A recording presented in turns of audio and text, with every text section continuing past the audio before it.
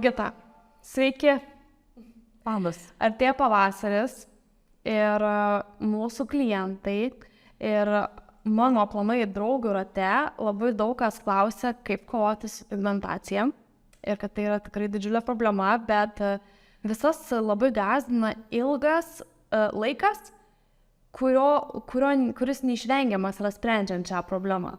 Tai gal jūs galite pakomentuoti kaip specialistė, kodėl pigmentacija yra taip ilgai sprendžiama problema, kodėl neįmanoma tiesiog ateiti į kabinetą, atlikti kažkokį tais, pavyzdžiui, cheminį odos šveitimą ir tada išeiti skaisčiai ir linkę veido odą. Būtų labai paprasta ir labai lengva, jeigu tai būtų galima po vienos ar dviejų procedūrų tos problemos atsikratyti. Pigmentacija ant odos iš tikrųjų čia irgi yra labai, gali turėti labai daug priežasčių, kodėl taip atsitinka. Kokios būtent tos? Gali būti įvairiausių hormoninės priežastys, gali būti kažkokios tai lygos, netgi ir autoimuninės lygos, bet tokia, sakykime, paprasčiausia, kur mums kosmetologam yra lengviausia kovoti su kokia pigmentacija, tai būtų tiesiog saulės padaryta žala. Arba SPF nenaudojimas. Tai čia taip, SPF nenaudojimas. Nes dar yra viena tokia bėda ir gana dažna tokia, kad ir tarp klientų klausimas, sako, žinok, aš taip sąžiningai tepuosi SPF ir vat kodėl man vis viena išlenda pigmentacija.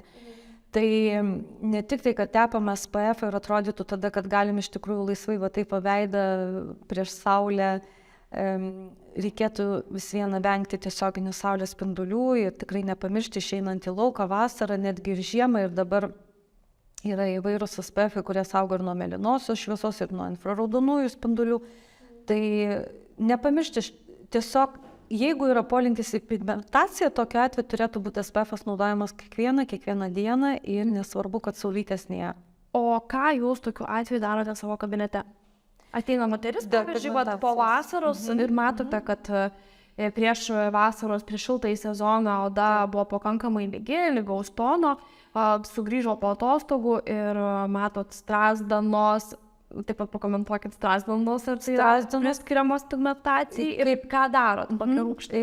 Strazdanos taip, tai yra pigmentacija, bet jos gali, pavyzdžiui, būti ir kaip ir įgimtos, nulemtos jau tai paveldėtos, tai su tokiam strazdanom labai dažnai būna, jeigu atliekant cheminių pylingų, cheminių šveitimų, tarkim, kursą, tai tikrai tos pačios strazdanos labai pašviesėja.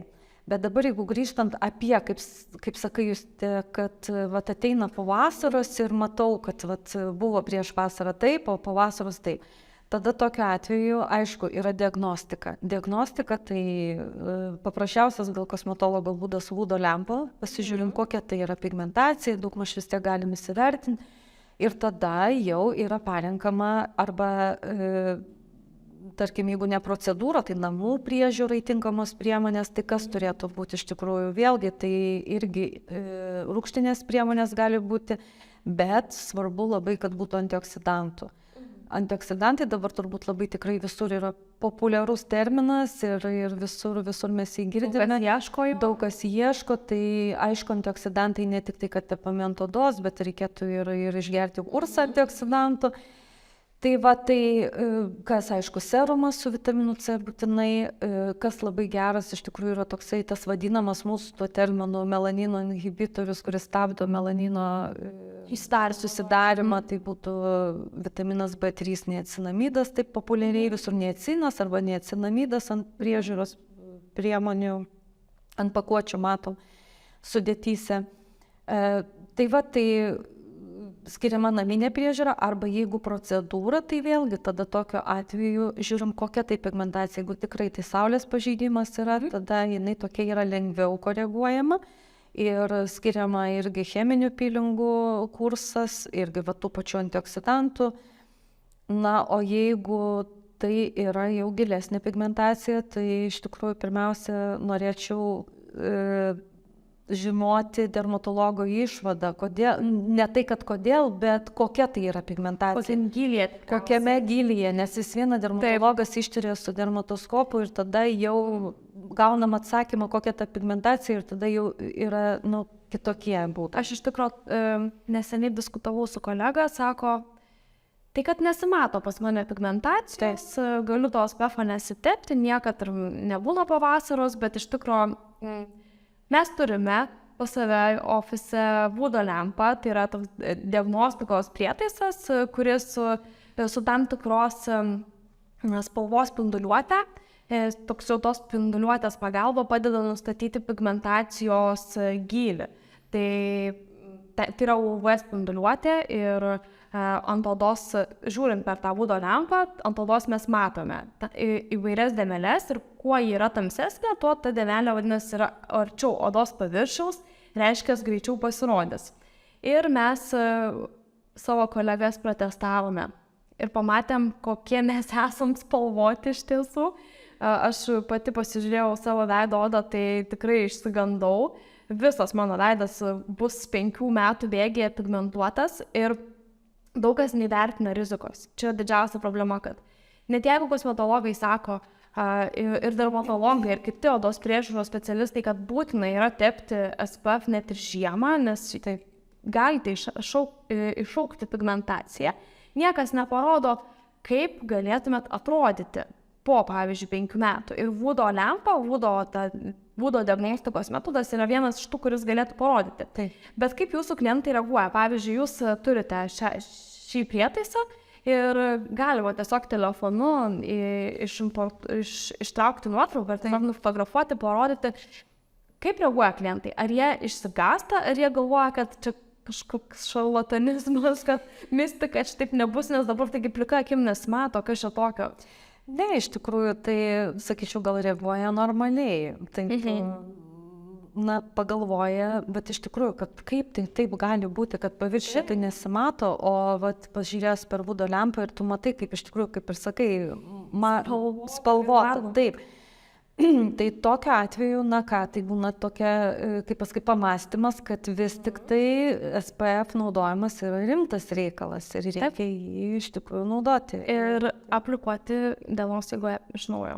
Ir aplikuoti taip, aišku, čia vėlgi priklauso nuo pačios tos priemonės, koks SPF-as, kaip ir kas kelias valandas reikia atnaujinti. Nes aš labai mėgstu paaiškinti aplamai, kaip veikia tas pigmentacijos, sakykime, mechanizmas, principas, kad mėgstu parodyti delną. Delnas, įsivaizduokim, kad yra mūsų ląstelė, melanocitas, o pirštai yra vadinami dendritai. Taip. Ir, sakykime, ląstelės viduryje susidariusi pigmentui, pigmentas pradeda per dendritus keliauja tada per pats pigmentas tokiose puslelėse ir link odos paviršiaus keliauja. Taip. Ir tos melanino sankaupas gali būti įvairiausiose odos sluoksniuose.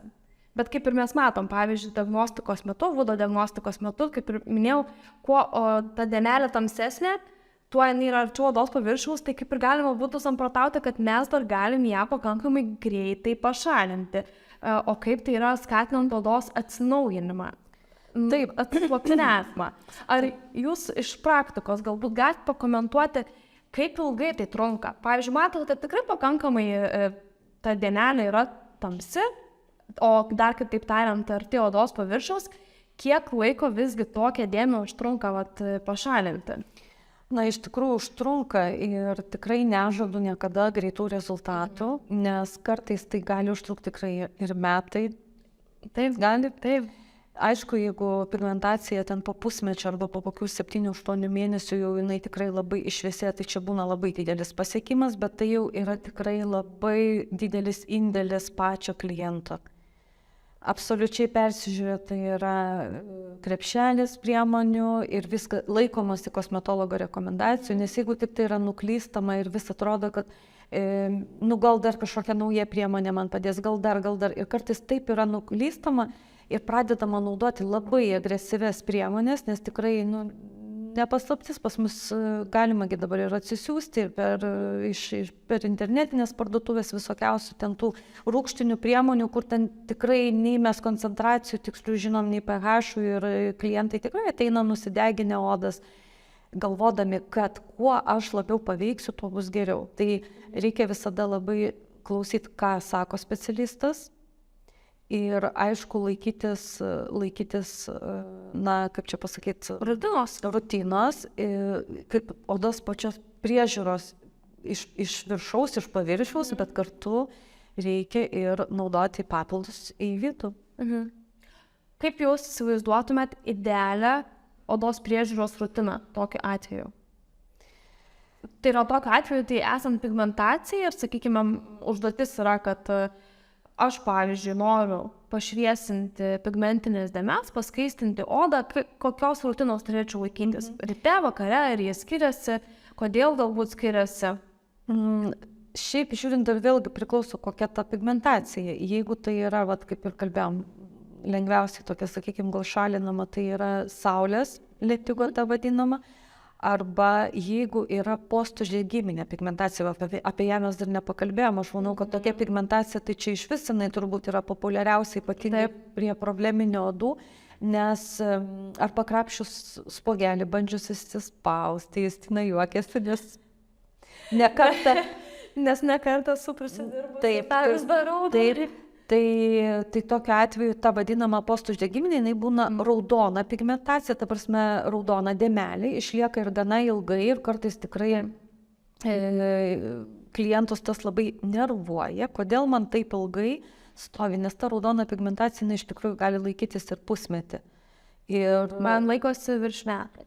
Taip, gali net ir čia labai priklauso. Jeigu laikosi pusmetį, tai dar esi laimingas žmogus. Taip, gali ir iki metų iš tikrųjų laikytis ir čia labai priklauso nuo odos tipo dar.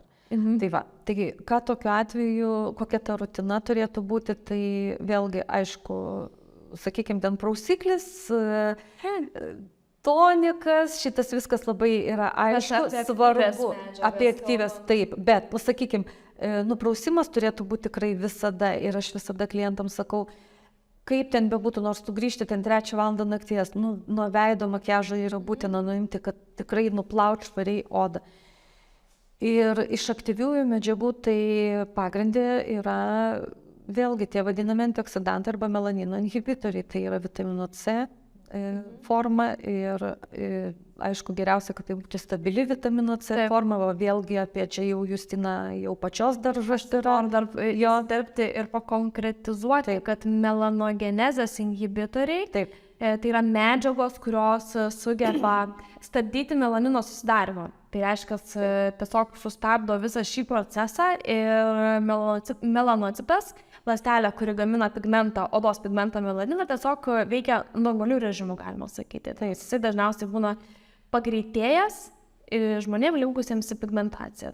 Taip. Ir būtent tokie yra antioksidacinės medžiagos ir inhibitoriai, tie stabdytojai, galima sakyti, padeda šviesti. Tai tokiu atveju taip, reiškia, šios priemonės aktyvios vitaminas C, niacinamidas, jie yra naudojami kiekvieną dieną ir 2 kartus į dieną, aš jau taip mano rekomendacija tokia būtų. O kalbant apie niacinamidą, tai kaip jūs įsivaizduojat, kokios koncentracijos šios veikliosios medžiagos reikėtų ieškoti kosmetikos produktuose? Nežinau, iš tikrųjų ir įvairiausių tų pasiūlymų yra, ta prasme, kosmetikos priemonėse, bet visieną aš manyčiau, kad turėtų tai būti nuo kokių 4-5 procentų ir aukščiau, iki 10 procentų, manau, čia yra jau geriausia. Aš skaitydama mokslinės publikacijas labai randu daug informacijos tokios, kuri kaip ir prieštarauja įvairiom teorijom, tai vienur rašoma, kad yra optimali koncentracija 4-5 procentai, kai kur rašoma, kad nuo 8 iki 10 yra optimali, tai aš net negalėčiau atsakyti pati, kokios koncentracijos produktas yra efektyviausias, reikėtų galbūt rinktis jau pagal gamintoją. Patį gamintoją, jeigu, sakykime, kiti to gamintojo produktai jums tinka, galima rinktis ir niacinamido, sakykime, serumą, nesvarbu, 4-5, kokį tiktais pateikia, ir pasitikėti tuo produktu, bet manau, dar reikėtų atsižvelgti į pagalbinės medžiagas. Taip. Niacinamidas būtų kartu kombinuotas, pavyzdžiui, su hialurono rūgštimi, kad iš to produkto gautume maksimumą, ne tik odos šviesinimo, bet ir papildomos drėgmės gautų, papildomai, sakykime, būtų pridėta kitų aktyviųjų medžiagų, kurios tiesiog padėtų odai greičiau atsistatyti ir pasiekti norimų rezultatų. O vat vitamino C, tai čia labai, sakykime, su vitaminu C produktų yra daugybė serumų, kremų ir jūs užsiminėt apie stabilią formą. Tai kokia forma, sakykime, yra jūsų nuomonė efektyvi ir kodėl? Na, būna vitaminas C ir liposominio tipo, kaip liposomose, tai aišku, čia jau jis taip greitai nesuyra, bet, pavyzdžiui, askorbo rūgštis, kuri yra ant tokios klasikinė ir kur iš tikrųjų dar ir dabar labai dar sklando, na, tokių pasakymų galbūt, kad ten vitamino C negalima ryte naudoti, na, dienos metu, ar ne? Na ir šiaip dar visokių tokių įdomių dalykų, tai tikrai ne, nes ta askorbo rūgštis, na, jinai dabar retai jau kur naudojama. Dažniausiai net nesiram kosmetikos gamintojų tokios. Taip, bet dar yra. Taip, tai askorbo rūgštis, jinai yra ta vadinama nestabili forma, kuris suyra, šviesoj labai greitai ir dirgina odą.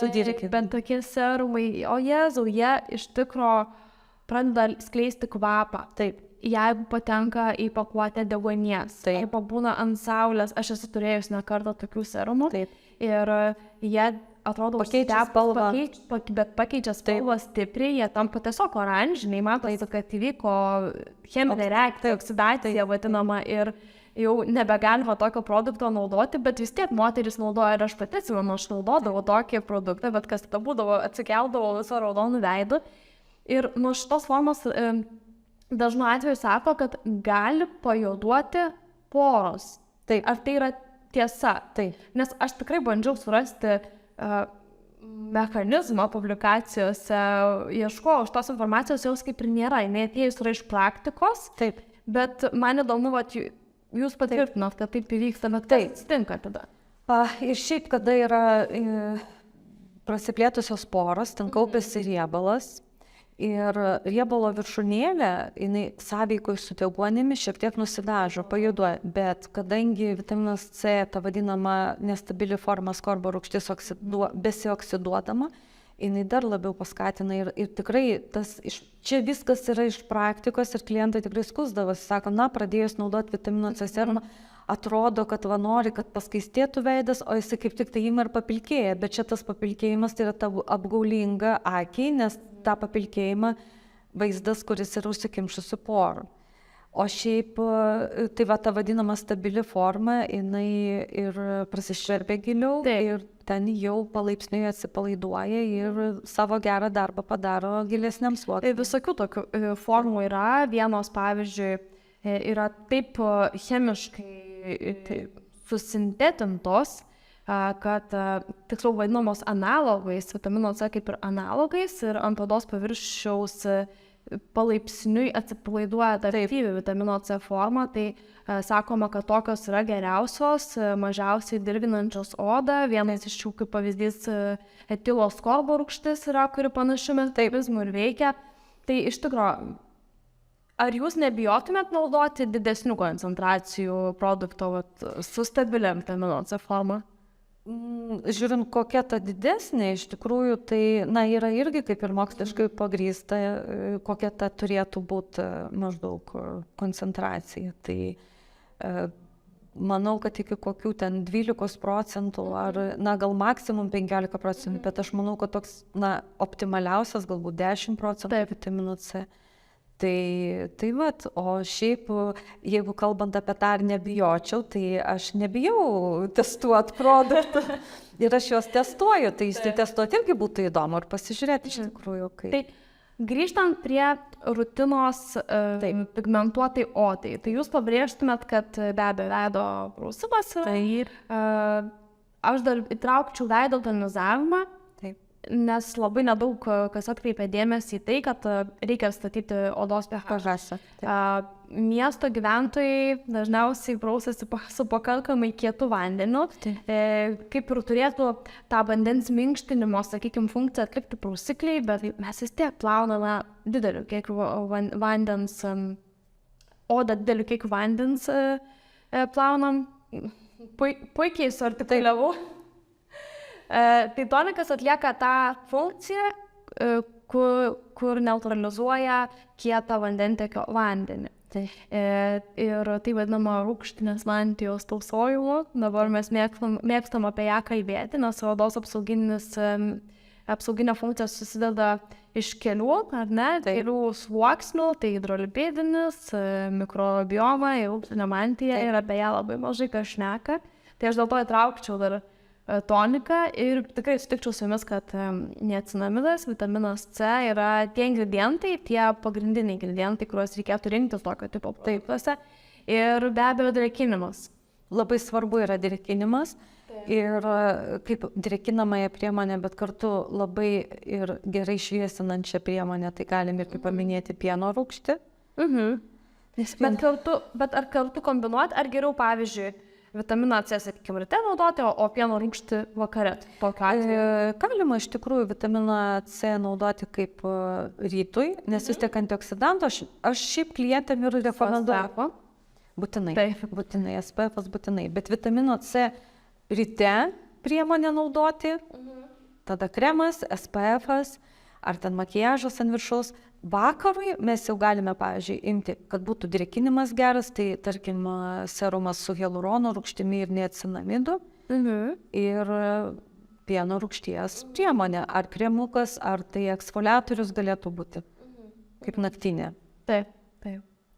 Tai ačiū labai, Jurgita, už šiuos patarimus. Tikiuosi, kad moterys išklausys, kad pasinaudos šiais naudingais patarimais, o jeigu norėtumėte sudaryti savo odos priežiūros rutiną, tenkančią pigmentuotai odai, drąsiai galite kreiptis į mūsų komandą, mes perduosim visas užklausas Jurgitai, pasistengsim jums sudėlioti pačią geriausią rutiną, kad jūsų oda būtų graži.